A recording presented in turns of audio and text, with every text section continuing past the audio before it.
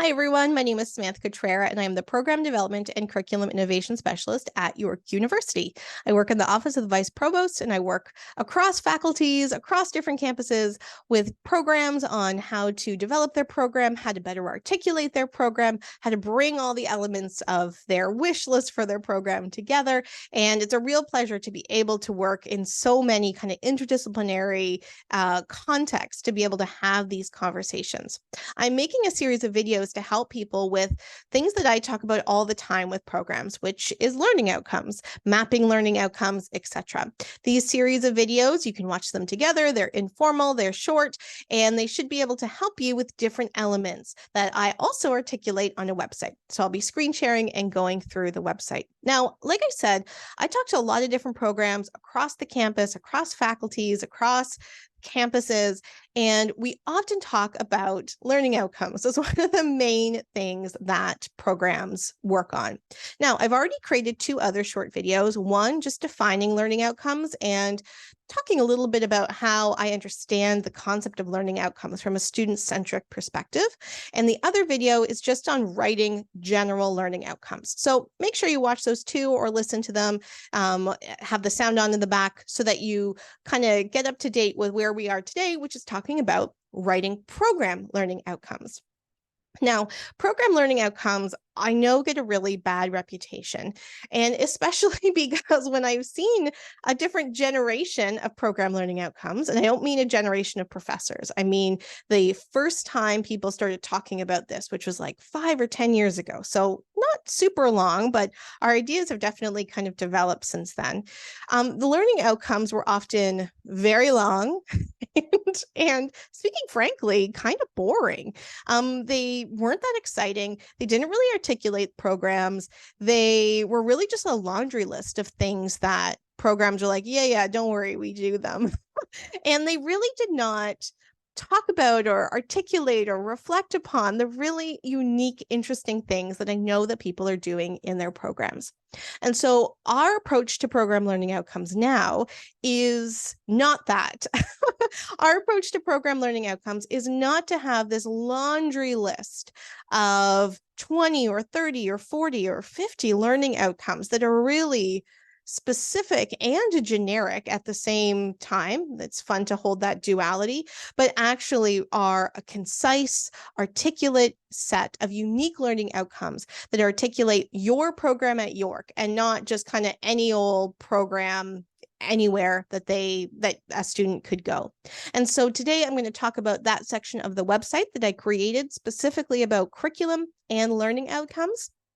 And hopefully that will help you in developing your own. However, I should just say you're not alone in writing learning outcomes. You can contact me directly. I'm certainly happy to help you. The Teaching Commons at York are a fantastic resource to help you with your learning outcomes. They can help you with mapping as well as curriculum resources and people in your own faculties. Some faculty have kind of in-house curriculum people. Now, just because we help you doesn't mean that we are writing them for you. We want to ensure that you are still articulating those concise, unique, interesting, York-centric elements of your program. And that's why it's important for you still to understand what learning outcomes are, and even just to kind of start thinking for yourself about what they might look like. So I'm going to go over to screen share, and I'm going to start talking about those attributes of program learning outcomes that we hope that you incorporate in your revision of learning outcomes. So I'm going to go over to the website that I created. So obviously, if these videos if these video is not the way that you normally get information, feel free to go over to the website and read through it. There is a page on writing learning outcomes, and there is also a page just on defining learning outcomes. There are two short videos that go through those on your own, so make sure, or on their own, so make sure you watch those videos as well. So that second video goes through these things, but today we're going to focus on these. Program learning outcomes should also be. So just a reminder that your learning outcomes will need to be able to do these 4 things, but your program learning outcomes should also do these different things. Now, again, all of the times when I'm talking about program learning outcomes on this website, I am referencing this older, longer generation of learning outcomes. And the first thing that we want to do is to think about our current learning outcomes as concise. And by that, I mean to be not 50, not 20, not 30. In fact, we're looking for a really nice set of maybe 8 to 12, really nice 8 to 12 articulated learning outcomes for your student.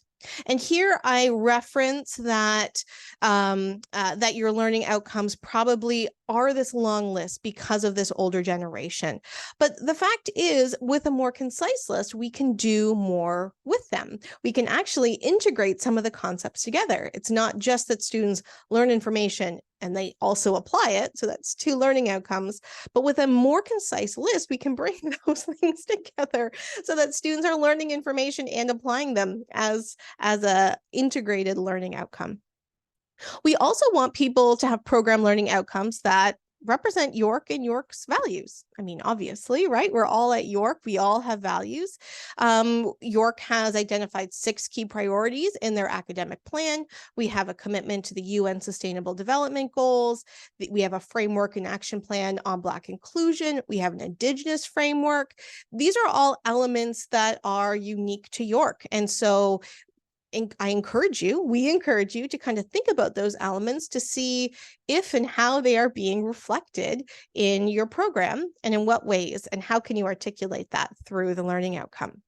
Another way to think about this is that you are representing through your learning outcomes the uniqueness of your program at York. So one of my frustrations with previous sets of learning outcomes is that they were so generic. It could be any program at any university. But the fact is, you have a unique program. And even if the uniqueness is the fact that it's situated at York, maybe like that element of geography makes you unique. But for example, if you have streams or themes or clusters that your students are choosing from, those should be part of your learning outcomes. If you have experiential elements that draw on the community around you, like I said, the geography, add that in there. If you have particular expertise amongst your faculty that become a key part of your program, add that in there. So we don't want generic learning outcomes. We want learning outcomes that really reflect the uniqueness of your program. And I should say that in the past, like a couple years ago, there's a cat here, by the way. People used to give me their long list of learning outcomes, and I'm like, okay, let me just try to make a more concise list for you. And I would create a more concise list, and every single time, people would say, "Oh, okay, thanks, but I mean, our program does a lot more than just this." And yes, of course, your program does a lot more than this. That's why actually it's quite useful to start from scratch when you're developing this new set of a revised set of learning outcomes, in order for you to think about adding all those unique elements of your program into the learning outcomes, rather than just take this kind of generic set and making them fewer. The other element that we want for learning outcomes right now is we want them to be clearly understood by and communicated to students. Now, when you have a list of like 50, 20 learning outcomes that are generic, yeah, you're not going to put those on your website. They're just, I mean, they're not exciting things. But the fact is, your students should know what you are committing to them in the program. Your students should know what they should know and do and value by the end of a program, and that should be communicated to students. Now, sometimes programs will say the learning outcomes, program learning outcomes, are communicated to students on a syllabi because the course learning outcomes are on there. And they're not the same thing, right? Program is bigger than an individual course. And so think about, when you're writing your program learning outcomes, how can they be articulated in plain language so that both novices and students, but have the uniquenesses so scholars and faculty can both understand them. And I always find that Morehouse University, which is an HBU in the States, a historically Black university, I believe it's an all-men's university, they do an excellent job of writing learning outcomes that represent their program, but with clear language that can be clearly communicated to their students. So I use the example of Morehouse's chemistry learning outcomes right here.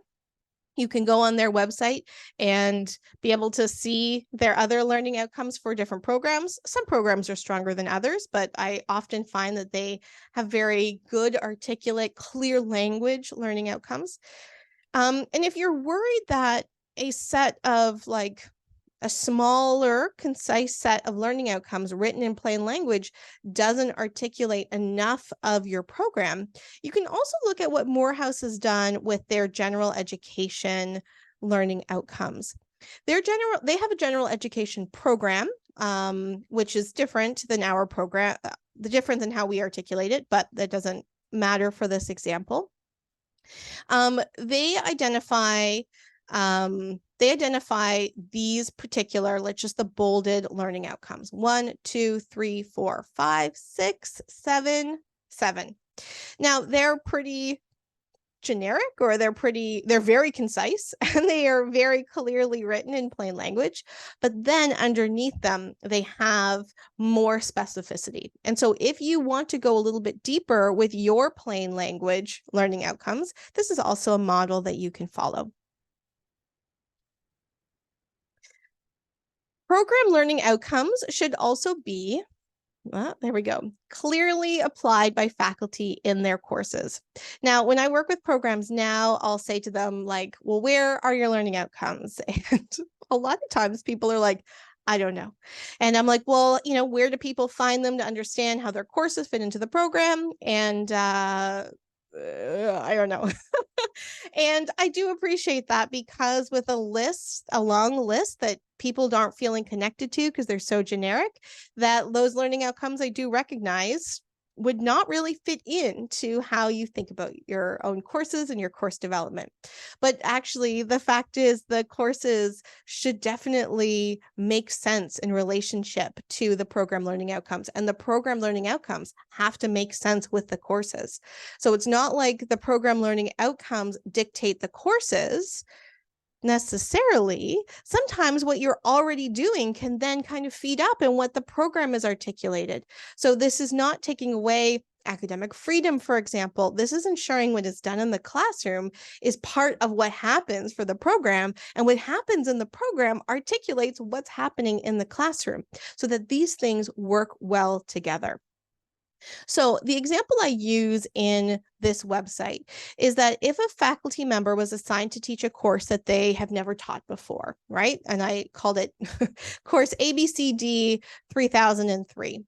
They should be able to see in a larger program course map that everyone is aware of and know that this particular course meets the learning outcome, program learning outcome 2, it meets program learning outcome 5, and it meets program learning outcome 8. So if you're teaching this course for the first time, you take a look at what those 3 learning outcomes are at a program level and ensure that your course, at the very bare minimum, does those things. Now, if you're assigned this course the first time and you're like, oh, no, I don't think that that's the way that this course really should be kind of articulated. I don't think it meets these outcomes. It could meet these outcomes. That's a really great opportunity to have a program with the chair or the program director about those different elements, so that they work together. That's a relationship that work together. Courses should also have learning outcomes, right? And so you can say, look, I have 5 learning outcomes for my courses, and they are much bigger than the learning outcomes of the program.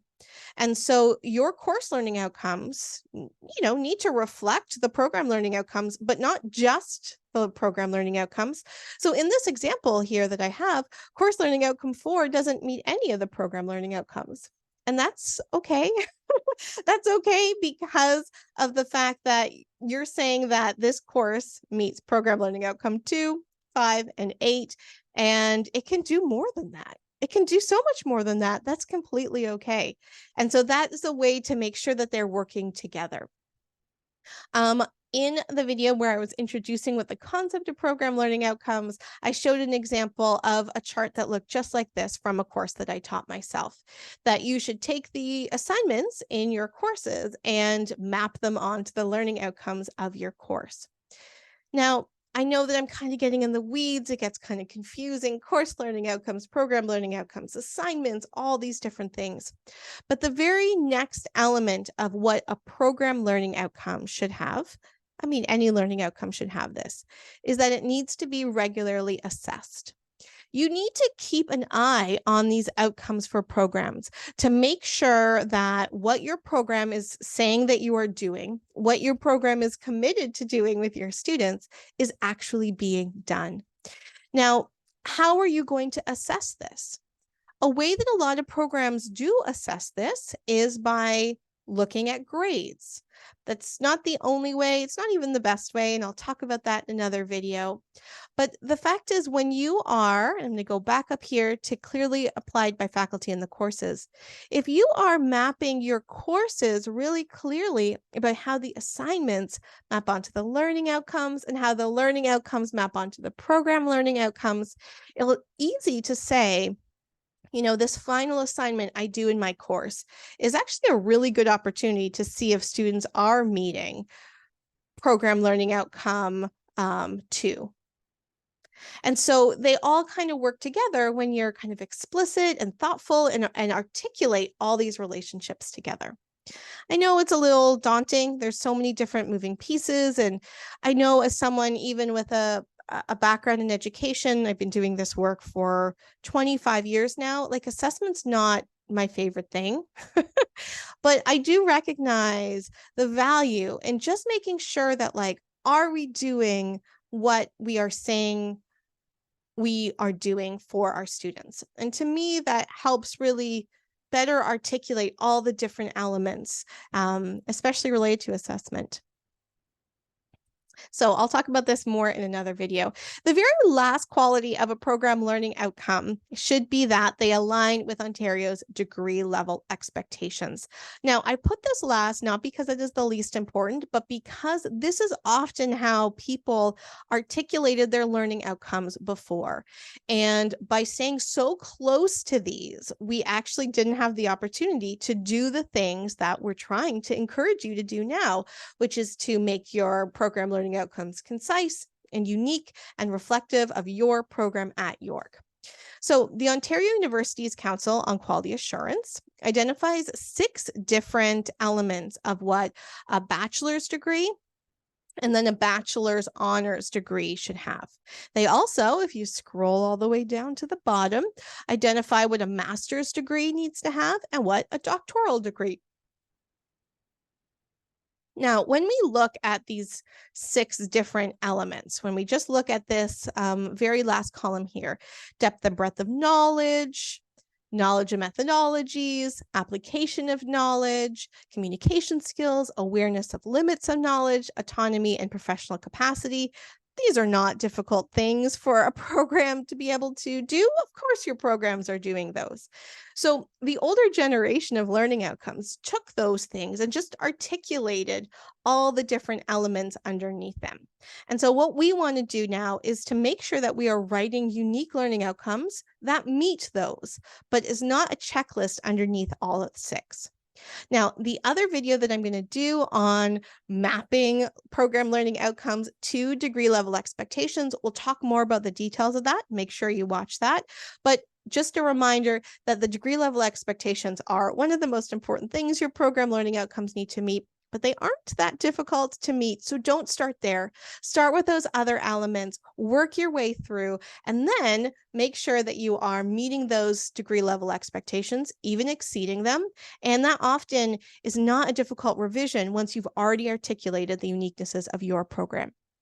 Now, one final thing before I close this video is that on our website, I have identified if you are more than welcome to contact me, the Teaching Commons, your own curricular support for help in writing and mapping your learning outcomes. But we've also created this checklist for you right here if you want to work on them on your own, to be able to see if you are meeting the different elements that we set out.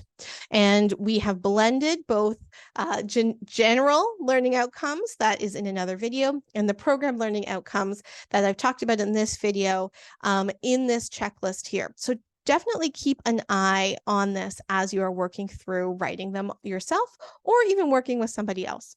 I hope this was useful for you. Make sure you watch the videos on writing generic program learning, writing generic, any sort of learning outcomes, and on mapping the learning outcomes that I'll be doing next. Thank you.